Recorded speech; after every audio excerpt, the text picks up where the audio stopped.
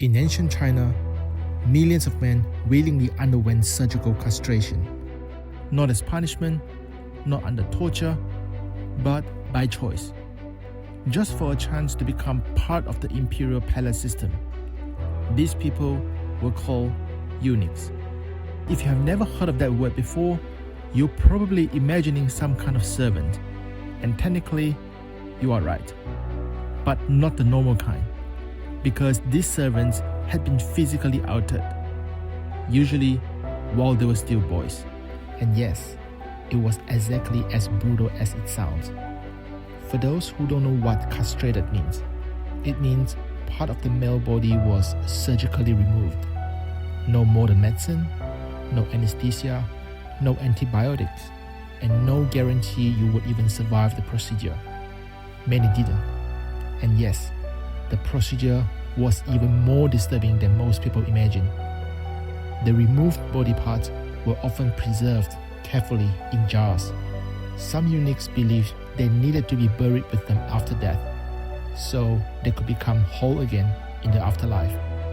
Even mutilation became bureaucratic. Over 2,000 years ago, and somehow one of the largest empires in human history built an entire political system around this idea. Not for a few years, not for one emperor, for over 2,000 years, dynasty after dynasty, generation after generation, which means the real question is not what were eunuchs. The real question should be, why did emperors keep using them? Think about it for a second. Why would the most powerful rulers in the world surround themselves with castrated servants? Most people arrive at the same answer: to stop them from sleeping with the emperor's women. That answer is not wrong, it's just incomplete. You may be 20% correct. Welcome to the fifth view, where the obvious answer is usually the shallow one. Because yes, the emperor's bloodline matters more than almost anything else. In imperial China, there were no elections, no peaceful transfer of power through public vote, election. Everything depended on succession. One legitimate heir, one officially recognized son. Because the moment people started doubting who the real father was, things got dangerous very quickly. Rival princes, court factions, military rebellions, civil wars, entire dynasties collapsed over succession problems.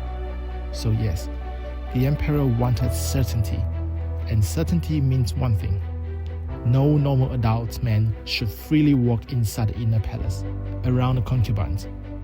That part is true. But here's the problem with a simple explanation. If the emperor was only afraid of men near his women, why not just use maids for palace work? Wouldn't that solve everything? No man, no risk, problem solved, right? If it were really that simple, China probably wouldn't have spent 2,000 years creating eunuchs. So let's go one layer deeper. In ancient China, the palace was not just a giant bedroom. It was basically a political city. The Forbidden City had thousands of people living inside it. Food had to be transported, gates monitored, documents delivered, secret messages carried, day and night, private chambers managed, ceremonies organized. The entire imperial machine had to keep moving every single day. And in ancient China, many of those responsibilities were expected to be handled by men, not just because of physical labor, because of authority. In that society, a palace order delivered by a male attendant carried institutional weight in a way female servants often didn't. Now, you might be thinking, if emperors were powerful enough to create an entire third category of people, couldn't they just give palace women more authority too? And technically, they could. But that still wouldn't solve the deeper problem, because this was never just about authority. It was about political connections. Women inside the palace were not politically neutral. not the concubines, not the attendants, not even the servants. Because every woman inside the palace still belonged to a world outside the palace. Families, relatives, social ties, invisible loyalties. And for emperors, that mattered. A palace maid might carry information beyond the walls. A favored concubine could elevate the entire clan. One woman gains influence, and suddenly her father, brothers, cousins, and relatives gain influence too. The emperor wasn't just managing relationships inside the palace. He was managing political networks stretching far beyond it, which meant relying entirely on palace women created a different kind of risk. Chinese history showed this pattern again and again, and emperors understood it very clearly. So, the system created something in between. Not a noble, not an official, not family, not a concubine. The eunuch, a category of person designed specifically for imperial rule. Now, you might be wondering, wait, didn't eunuchs have families too? And yes, many of them did. They still had parents, relatives, sometimes even strong emotion ties outside the palace. But politically, they were very different from normal men, because a eunuch appeared politically clean. Why? Because in traditional Chinese society, power was supposed to flow through bloodlines, from father to son, generation after generation. A normal official could build a family legacy. A eunuch usually could not. No biological sons, no direct heirs, no marriage alliances, no future family branch inheriting his status after death. At least that was the theory. The system had effectively served him from the most important structure in traditional Chinese society, the bloodline. And in theory, that made emperors safer. A minister had political allies. A general had armies. A noble had inheritance. But the eunuch supposedly had only one loyalty left, the emperor. That was the logic. And honestly, for long periods of time, it worked. Which is why emperors trusted eunuchs with extraordinary access. Walked the emperor, dressed him, guarded private chambers, managed schedules, delivered sealed messages, controlled who entered palace rooms and who waited outside. And this is where the story became much darker than most people realize, because daily routine is political power. The person controlling access to the ruler controls information. Who gets 5 minutes alone with the emperor matters. Which report arrives first matters. Which message gets delayed matters. A ruler only understands reality through the information that reaches him. And eunuchs stood between the emperor and almost every flow of information inside the palace. They weren't just servants, they became filters. Imagine standing beside the most powerful man in the empire every single day.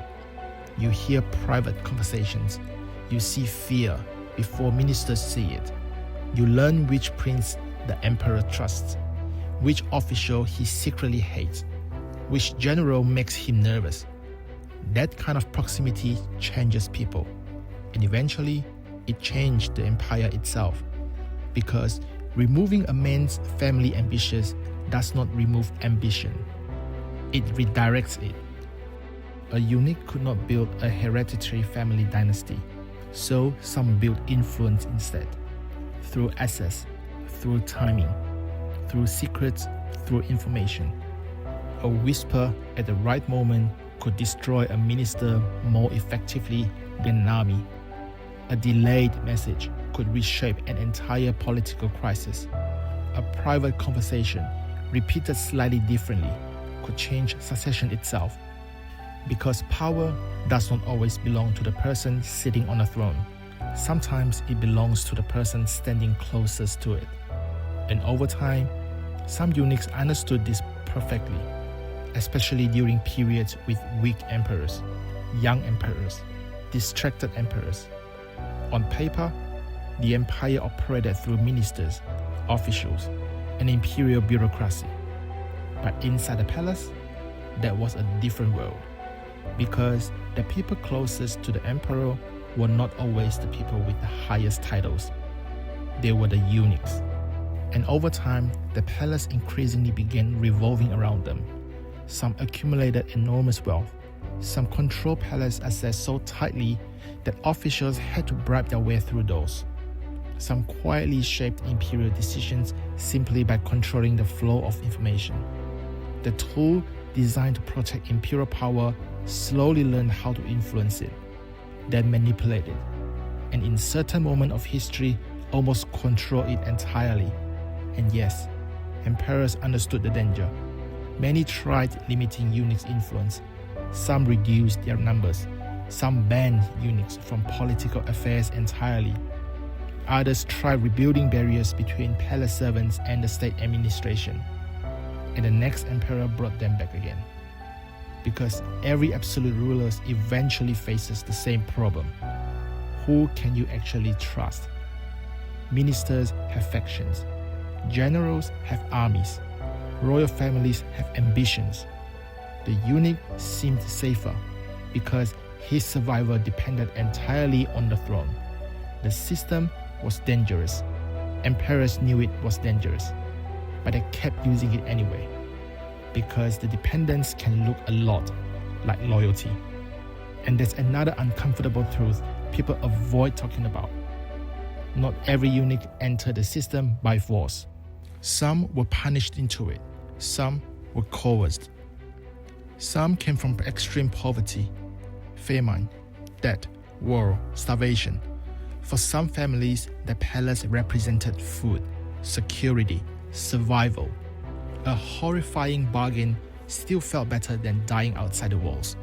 That's how powerful systems sustain themselves, not only through violence, but through unequal choices.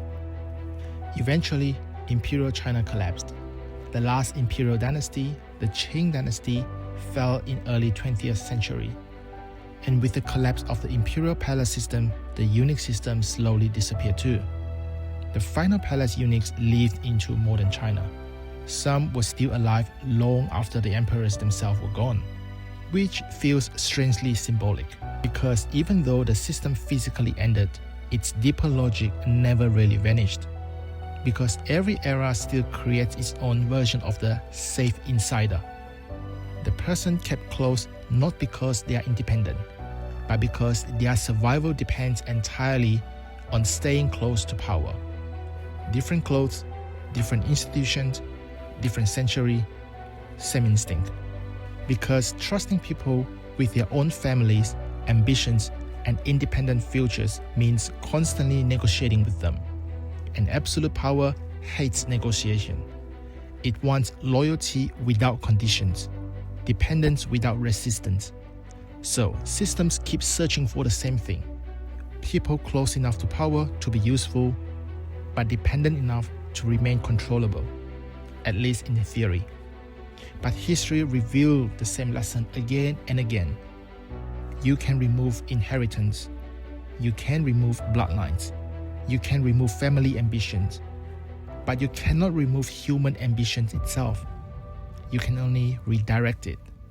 And the closer someone stands to power, the more dangerous their redirected ambitions becomes. Because tools standing closest to power rarely remain tools. Eventually, they begin shaping the hand that holds them. And once rulers begin fearing not just enemies, but human nature itself, history becomes much darker. This is the fifth view. And next week, we go one layer deeper.